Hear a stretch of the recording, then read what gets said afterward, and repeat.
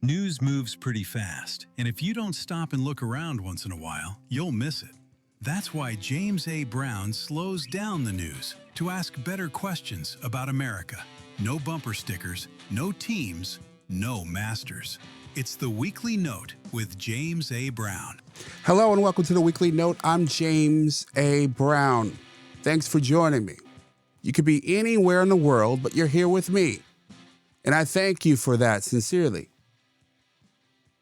This week's episode is all about what's going on in our extraordinary economy at this moment in time. And when I say extraordinary, I mean extraordinary. I can't wait to get into it with you, as we will in a minute or so. This is the Weekly Note. Slowing down the news.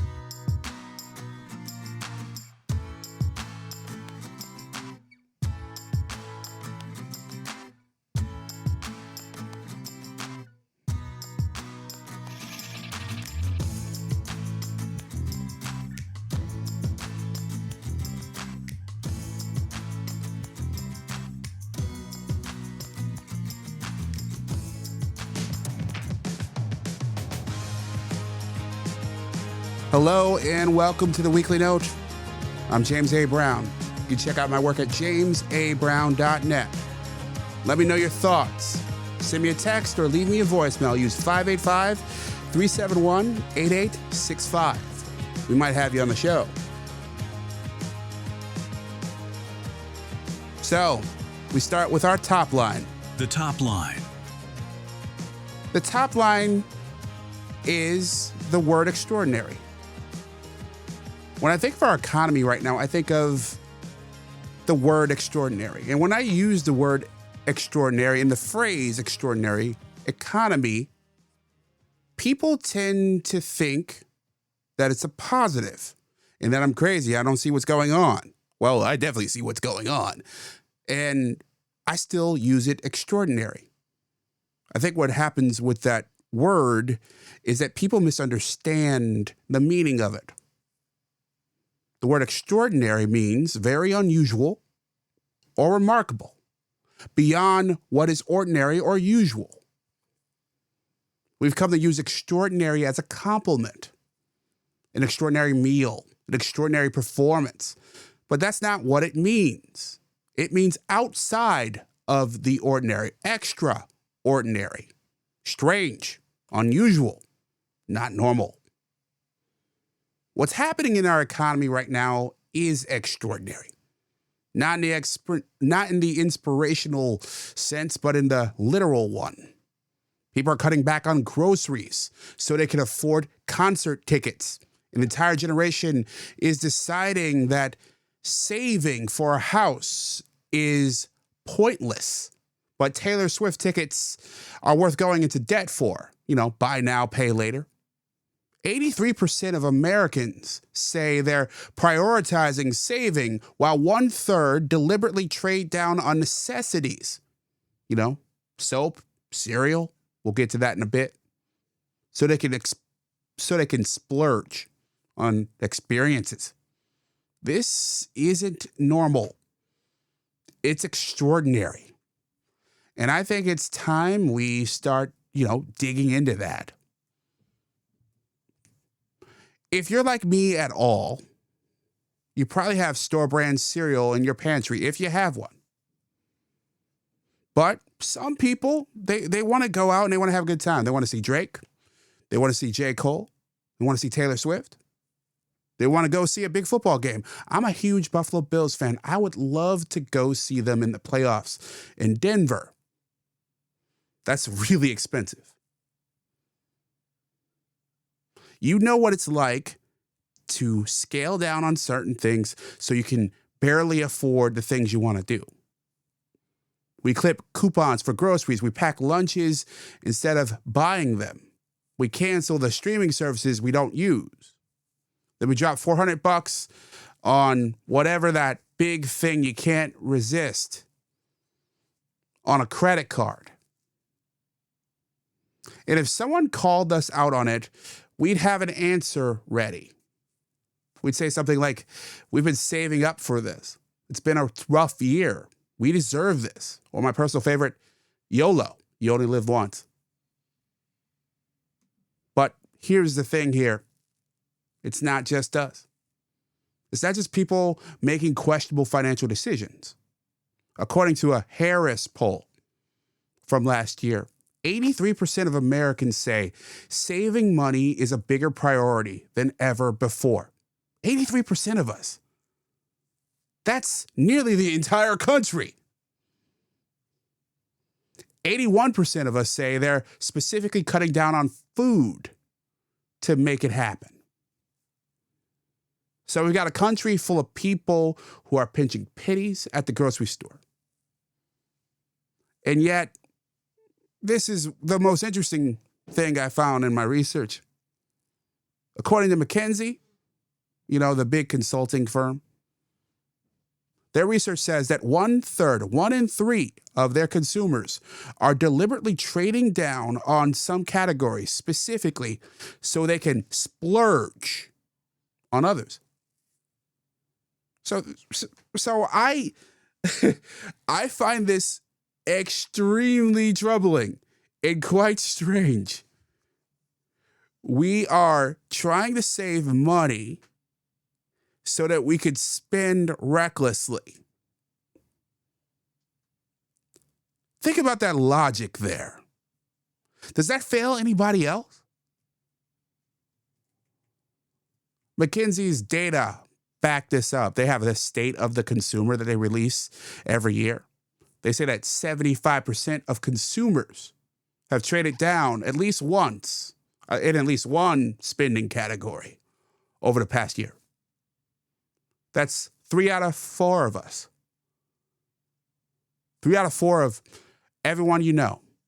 Think about it. You're in your house or your apartment, and you look at about the person across the street and the person next to them and the person next to you, that 3 out of the 4 of us have decided that we're going to slim down because we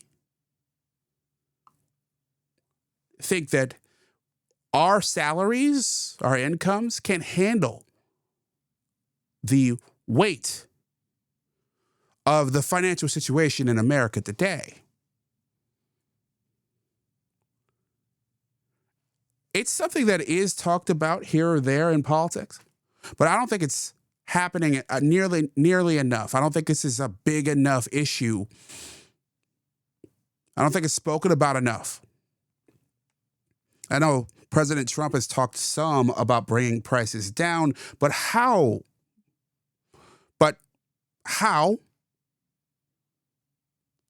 And not nearly enough. It hasn't been the priority in the moment. The Democrats seem not to care at all about this either. They're prioritizing spending.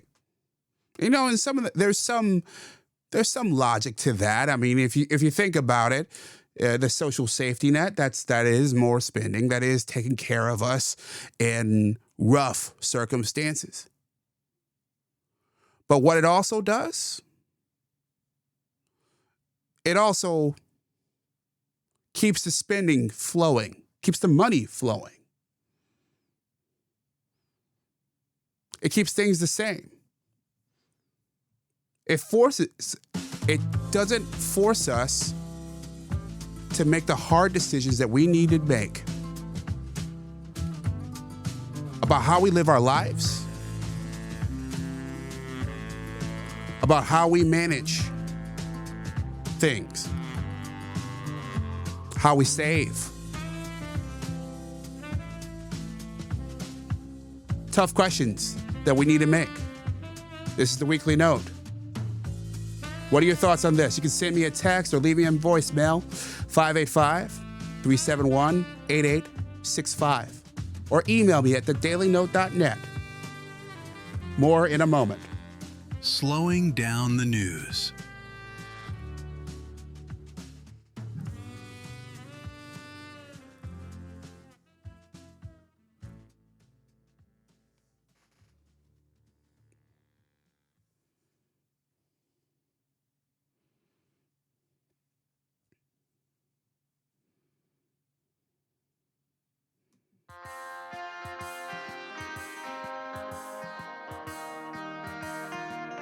Hello, welcome back to the Weekly Note. I'm James A. Brown. You can check out my work at jamesabrown.net. That's jamesabrown.net.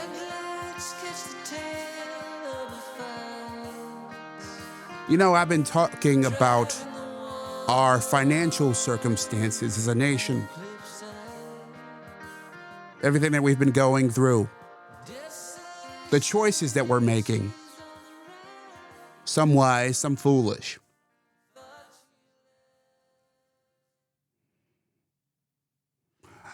I just talked about a McKinsey survey that said that 3 out of 4 of us are cutting back. Well, that's not the only one that points at that direction. There's a Harris poll found that 89% of Americans believe that cooking at home is the best way to save money. And they're acting on it. 68% of us, according to Veracast Restaurant Trend Watch, now forego restaurant meals altogether. That's more than 2/3 of the country choosing their kitchen over a restaurant. Now, there are all sorts of ripple effects of this choice when you choose to eat at home. And not all negative. When you choose to eat at home, it does save money. And that's certainly what we're trying to do in this circumstance. But it also means that those small businesses, those that, you know, whether they have 5 employees, 2 employees, or 50, well, they're not doing as well. So what's happened is that restaurant, and truly since the pandemic, going out to restaurants has sort of become a sacrifice. And it's a double-edged sword. Well, I'd say 3-edged sword if I'm being honest. It's not just that we are trying to save money because the cost of everything is higher. The cost of everything at the restaurant is higher, in part because we're not going. In part, their supplies are actually higher as well. If you're not getting as many customers, your costs are the same or higher. So you raise your costs to match that problem. It's a rough problem.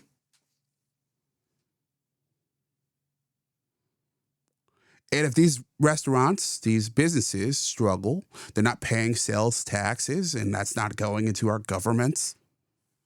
So our governments are paying less, giving back less, taking in less.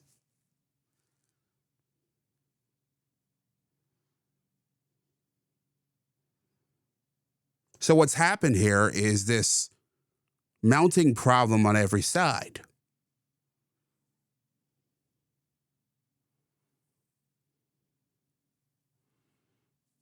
Bank of America has more on this.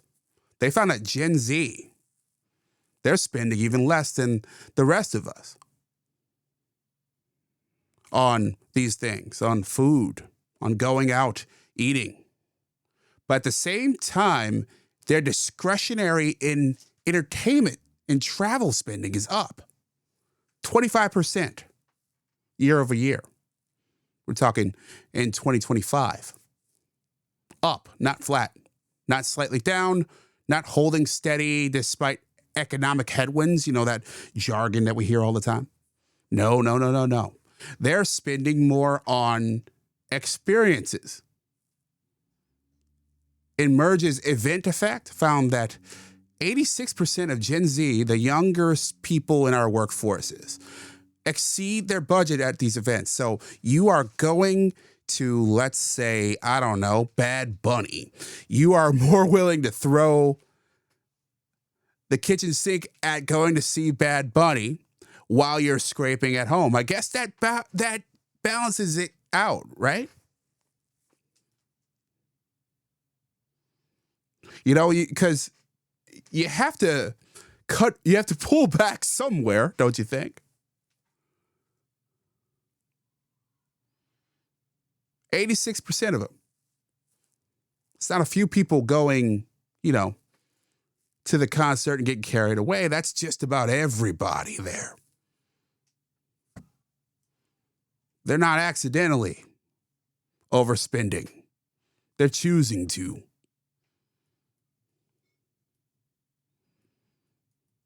And this is where this gets even more interesting. Looking at the fourth quarter of 2025, Gen Z cut their holiday budgets at the same time. Think about that logic. You're going to cut your spending on your friends and family, but increase spending on going on a cruise or going to Coachella or going abroad. I guess it's not totally insane, but it doesn't seem all that logical to me either. What do you think? I mean, are they making the right move here? Is it smart?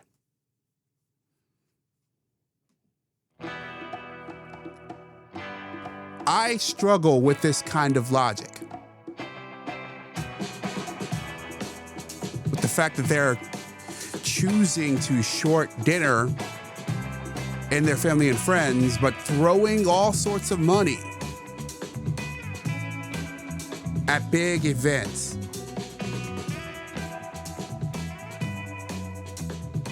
Doesn't make a whole lot of sense to me. Does it make sense to you? Let me know. Send me a text or leave me a voicemail at 585-371-8865 or email me at james@thedailynote.net. This is The Daily Note. More in a moment. Slowing down the news.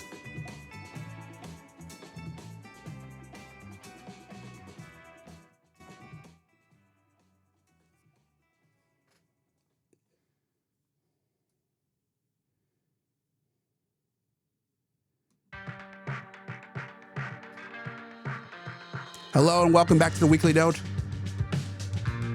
I'm James A. Brown. Thanks for joining me.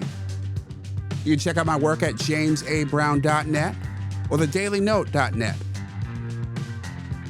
You can send me a text or leave me a voicemail. Use 585-371-8865. We might have you on the show. So we're talking about PricewaterhouseCoopers holiday outlook for 2025, last year, just a few weeks ago. They found that Gen Z cut their holiday budgets by 23% year over year. It's the biggest reduction of any generation. They're spending less on gifts for their families and friends than boomers, millennials, Gen X, everybody. They're tightening their belts on Christmas while boomers are spending like crazy. And what is Gen Z spending their money on? Concert tickets, big events. And, I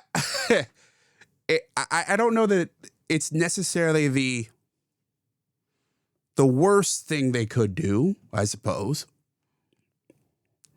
But it is a strange one, don't you think?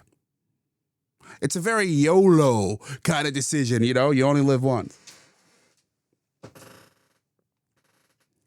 That if you are making less, if the economy is crunching at you, hey, you might as well enjoy your time. You might as well have a great time. You might as well just have these experiences. So what do we call this? McKinsey calls it a, quote, cross-category trade down. The financial press calls it a smart, discretionary decision, pinching pennies on Monday and splurging on Friday. They call it a strategic sacrifice. That one, that feels a bit more honest to me, because What's actually happening is that people aren't just being irresponsible, they're being strategically irresponsible. They're not worrying about their bills. In fact, they're mounting their bills while they are, just skimping and trying to eke their way through the day. I can't demand that people spend their money more responsibly. But what I can do is, try to understand. I'm trying not to judge it myself.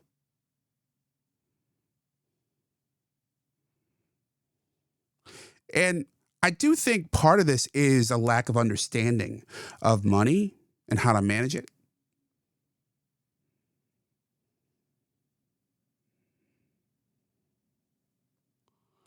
And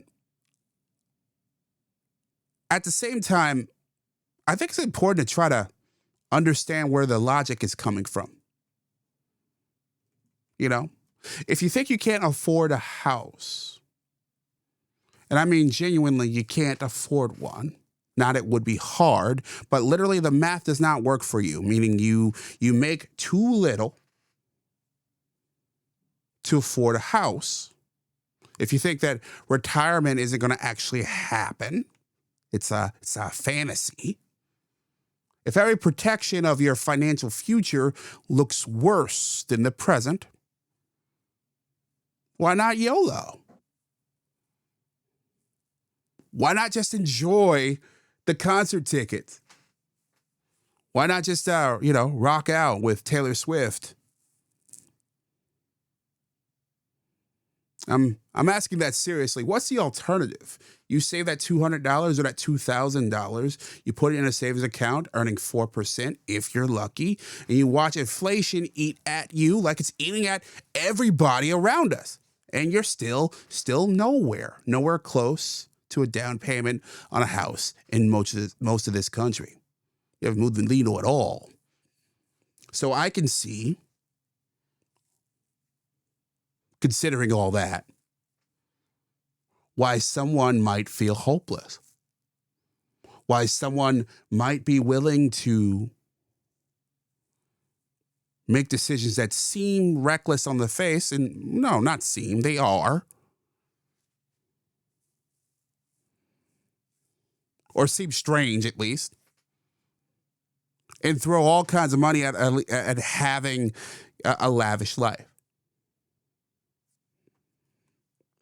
Which brings me to something that I was reading about over the last few years. It's called doom spending. Now let's think about that phrase, doom spending. We'll go into it a little bit deeper after our break, but doom spending, just those two words sort of being sandwiched together. This phrase is coming out of the financial industry. They've been enjoying the fruits of this. All this doom spending.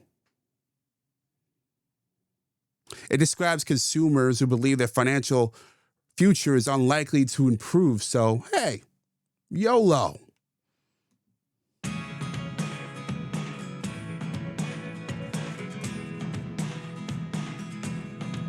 If you're out of options, why not just, enjoy yourself? We'll go into doom spending a little bit more in a bit. But what do you think? Are you a doom spender? Let me know at jamesabrown.net. You can email me at james@thedailynote or send me a text or leave me a voicemail. Use 585-371-8865. This is the Weekly Note. I'm James A. Brown. Slowing down the news.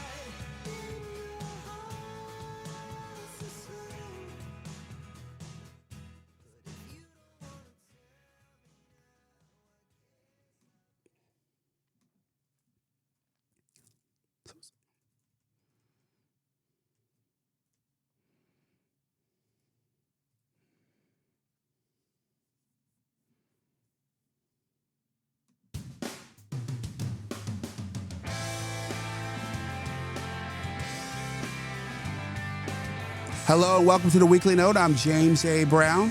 Thanks for joining me. We were just talking about a phrase that's come up in the financial press over the last few years. It's called doom spending. This is a phrase that they claim is huge among Gen Z. Well, not so much a phrase, but a way of being.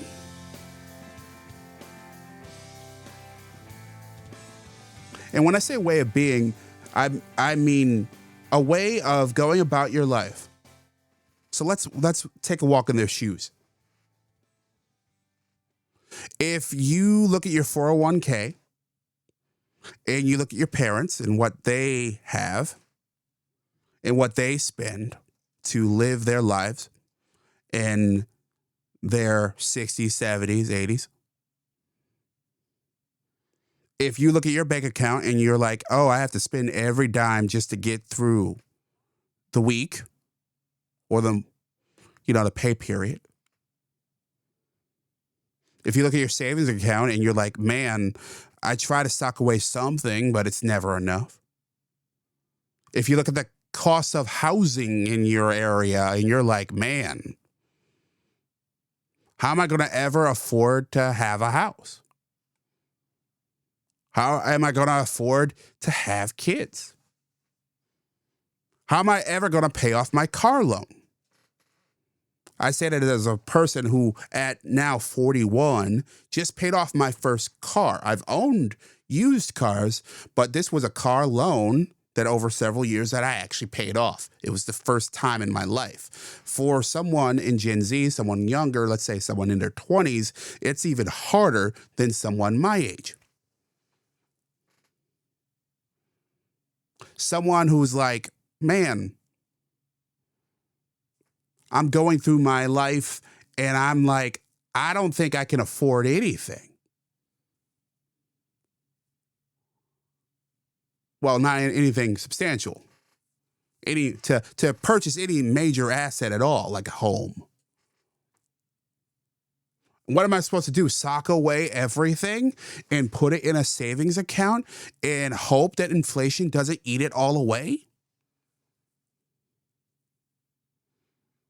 If you look at your salary and you look at the person who's a step above you at your office or your job, and you're like, man, even if I get that next step's not going to be enough for me to buy a house wherever I live or buy a condo or an apartment or whatever. Why not YOLO? Why not spend the money that you have socked away on Taylor Swift, on Drake, on Bad Bunny, on whoever, on Disney? It's about experiences. While this is no doubt reckless behavior, it is something that's the financial press has begun calling doom spending. They call it prioritizing immediate pleasures over long-term savings. It sounds like an accusation, and it is. It's irresponsible, dressed up like jargon. And it's definitely something that, any financial advisor, your Dave Ramseys of the world would like, oh my God.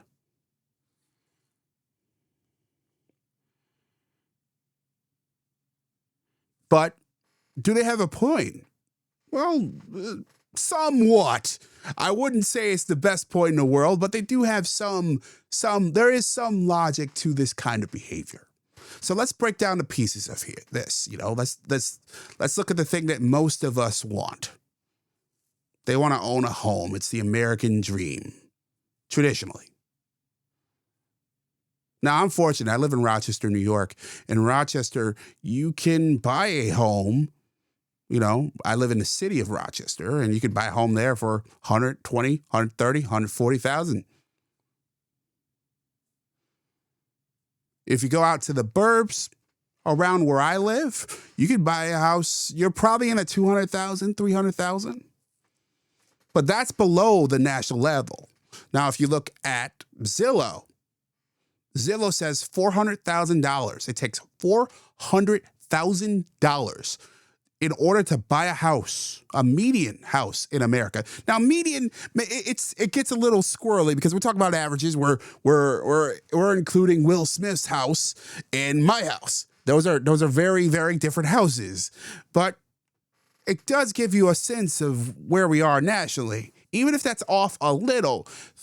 I mean, could you come up with a down payment for $400,000? Could you come up with a down payment for $300,000? Especially when you're a youngin' and we're in the midst of a housing crunch. We don't have enough houses for everybody.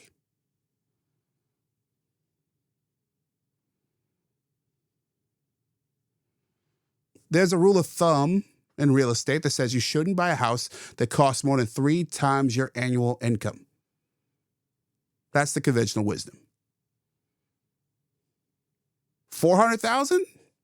That's 5 times the average national income. We've been in a crisis when it comes to trying to own a home since I got out of college. I graduated in 2006. And it hasn't gotten better. It just gets worse and worse and worse. For most young Americans, home ownership isn't just difficult. It's mathematically absurd. Many people would need a 40% raise. 40%! Just to get to the affordability levels that our parents had. 20% to get to the affordability levels that I've had. And most of us, that ain't happening. And that's not all of it. I mean, look at retirement. That one's tough. Because at least with housing, you can see what you're not getting. With retirement, it's all projections and speculation in hopes that the market, which seems overheated, doesn't blow up before you're 64. If we're lucky, if the retirement rate doesn't go up to 68 or 70. This we'll go to the Federal Reserve. They found that 43% of non-retired adults have no retirement savings at all. 0. Nothing put away. That's almost half of working Americans with nothing between them and working until they die. And among those who do save, the median, now this is an average, of course, balance for households between 55 and 64, people who should be finishing their savings for retirement, not starting it, is around $134,000, which sounds like a lot until you do the math. I say this as a person with an elderly mom. When you have to deal with things like nursing homes and you have to deal with things like health care, $134,000 ain't much. If you follow the standard 4% withdrawal rule, meaning you shouldn't pull out more than 4% a year, that's roughly enough to generate, I don't know, $6,000 a year. How many people you know could live off $6,000 a year? I certainly couldn't. And then you think about things like Social Security, you know, you could begin to cover that gap, but you're definitely not going to totally get across the Rubicon. So if you do a sober assessment of all this, I mean, I could totally see someone deciding, man, this one's rough. What do you think? Let me know on jamesabrown.net or email me at james@thedailynote.net. This is the Weekly Note. I'm James A. Brown. More in a moment. Slowing down the news.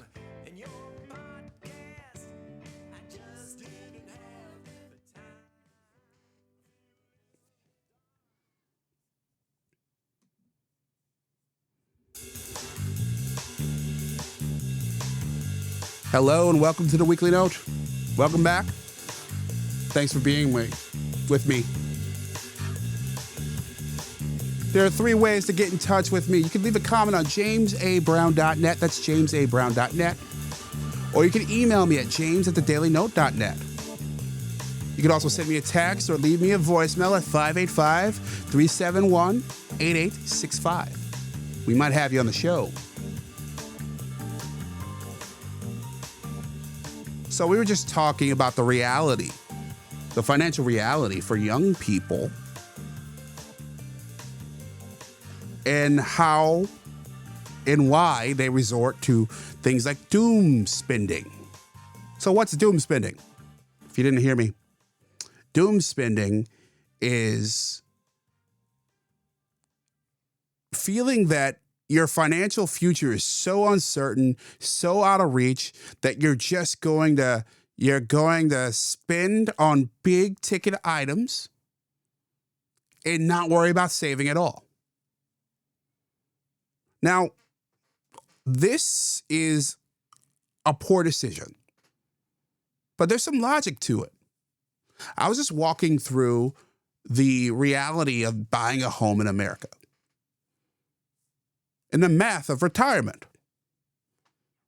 And both look bleak, not just for them, hell, for me. I'm 41. I'm not a Gen Zer, but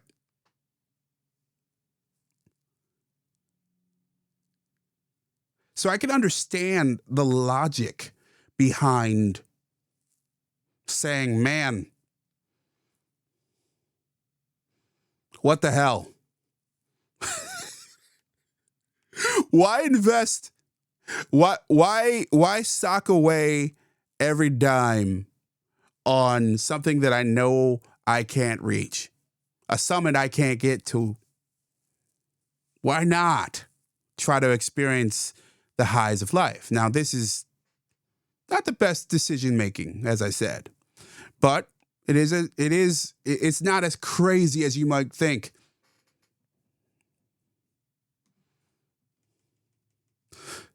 So if housing is next to impossible to acquire for Gen Z and retirement feels like a fantasy, there's even more to this. And when you look at the research, this one surprised me quite a bit. Social pressure. Empower Research found that 37% of Americans felt pressure to go outside their budget to travel with their friends. 37% of people feel like they have to overspend just to maintain those relationships with their friends. This one flabbergasted me. Like maybe I'm just a weirdo here, but that's not something that I have ever really felt. You know, there were times where I wanted to go and do road trips and I couldn't afford it, so I didn't, but I didn't feel guilty about it. But maybe I'm just a weirdo. Because among Gen Z, that number jumps to 47%. That's 1 in 2.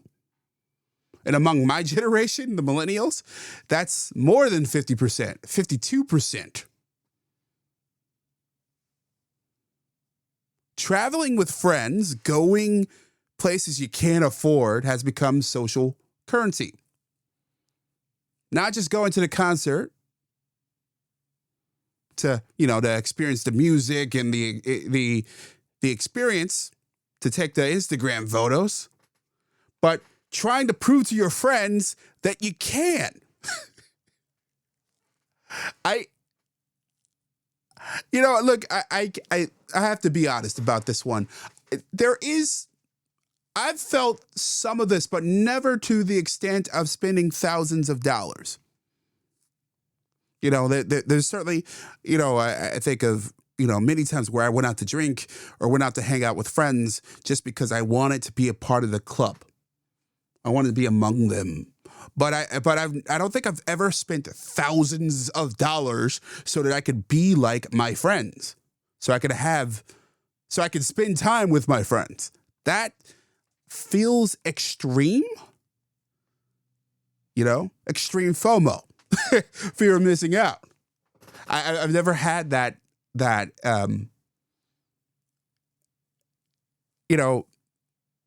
never felt that drive to make memories to that extreme. I always felt that you could make memories without trying to without overspending, within overstretching yourself. But these folks, they feel that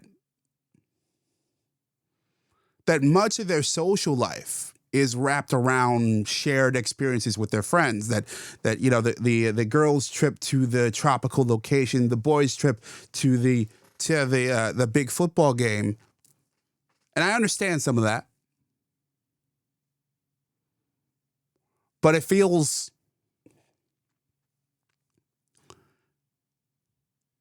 like a trap. It feels like something that is entirely, honestly, disturbing. Have you felt this? Do you feel FOMO? Let me know at james@thedailynote.net. That's james@thedailynote.net. You can always call me or leave me a voicemail at 585-371-8865. We might have you on the show. So let us know your name and where you're from.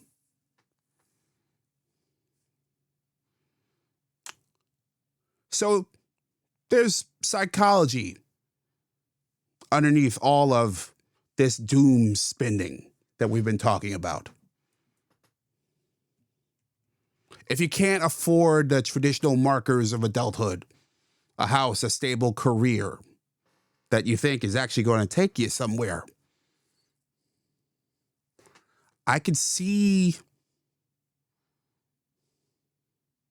you not wanting to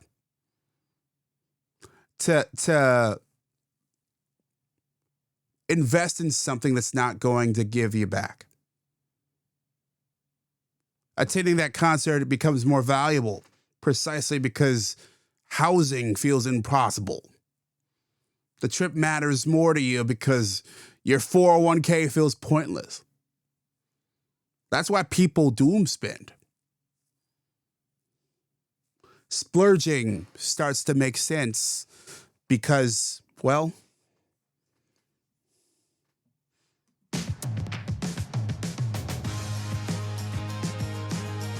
what else can you do? This is the Weekly Note. I'm James A. Brown. More in a moment. Slowing down the news.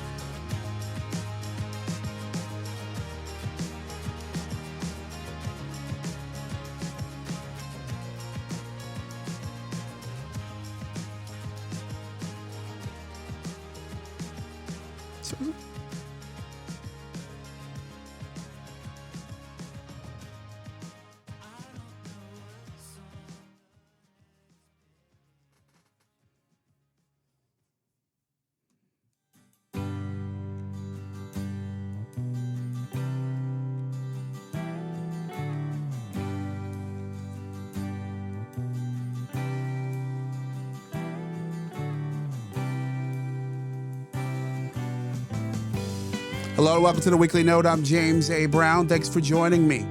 You can check out my work at jamesabrown.net. Let me know what you think about it. Contact me on jamesabrown.net, leave a comment, or you can email me at james@thedailynote.net. You can also send me a text or leave me a voicemail at 585-371-8865. We might have you on the show. So I've been talking about the spending habits of Gen Z and a cache of data that's been out in the last few months about it. How many of them, not just them, but many of them, doom spend. They don't believe they have much of a financial future. They don't think that they could acquire things like housing, like owning a house. They don't believe their retirement savings could ever reach the levels that they need it to. So they'll be frugal. They'll skip, dining out, and then spend all that money on concert tickets or big experiences outside. And I walked you through some of the realities of buying these big things and taking care of yourself in the long run. And these are things that I am concerned about as well. And what worries me about this isn't just whether this is irresponsible or not, is if they're right. What if they're right? If you genuinely believe, and the math supports this belief, that you'll never own a home anyway, why would you spend that down? Why wouldn't you spend the down payment on something that gives you joy?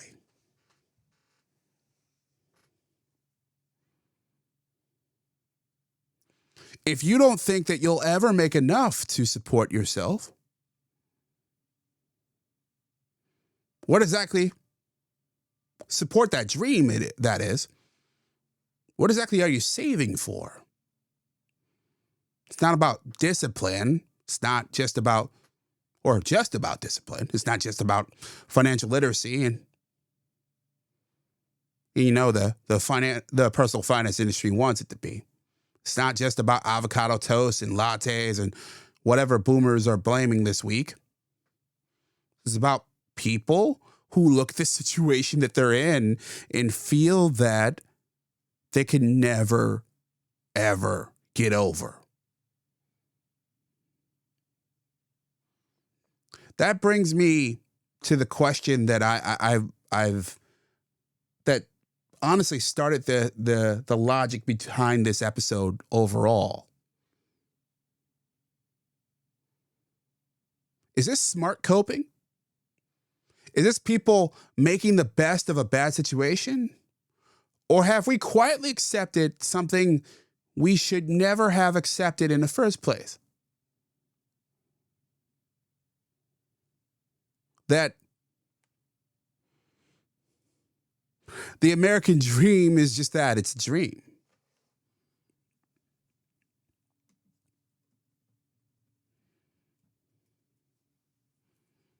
McKinsey, the consulting firm, their consumer research includes a line that stuck with me. I probably read it 12 times now, and every time I think about it a little bit differently, and I wonder what you think about this. They wrote, what once seemed like a short-term adaptation from the COVID-19 pandemic has been solidified into a lasting behavioral change.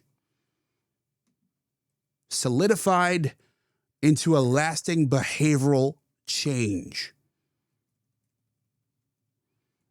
What they're trying to say there in their careful corporate jargon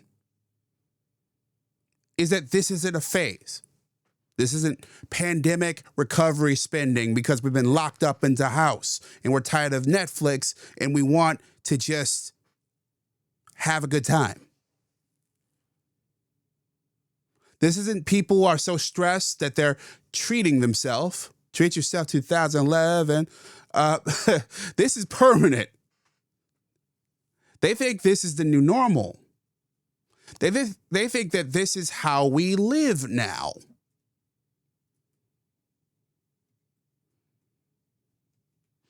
And once I started thinking about it as a permanent condition, I stopped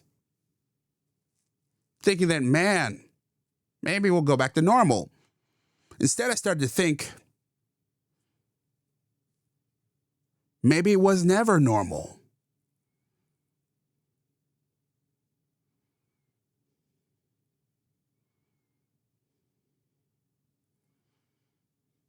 Here's what we don't talk about when we talk about splurging and saving and whether we should do what this doom spending or not. That all this looks the same whether you have savings or not.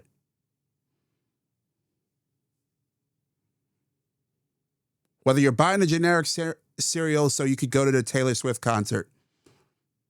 It looks identical from the outside. It doesn't feel the same, but it doesn't carry the same risk.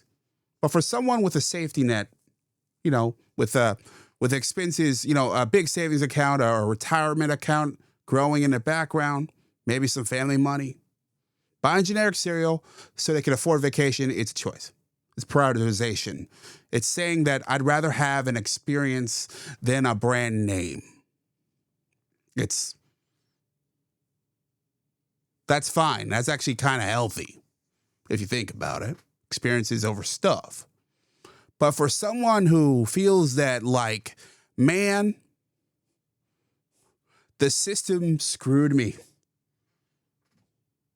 that I actually don't have an option, that I'm never going to make up the amount of retirement money that I need. I'm never going to be able to afford a home. For them to say, hey, screw it, screw saving, screw everything, and let's just doom spend. That's kind of scary, don't you think?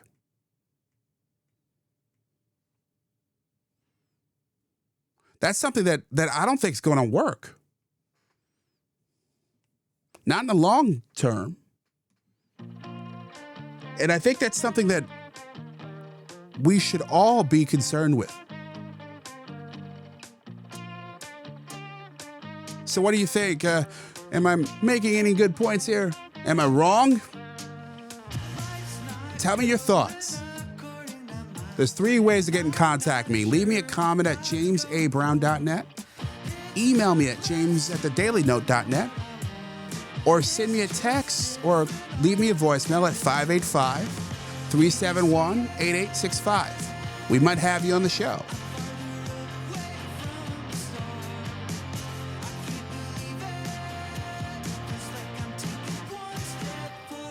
Thanks for being with me. I'm James Brown, and this is The Weekly Note. Slowing down the news.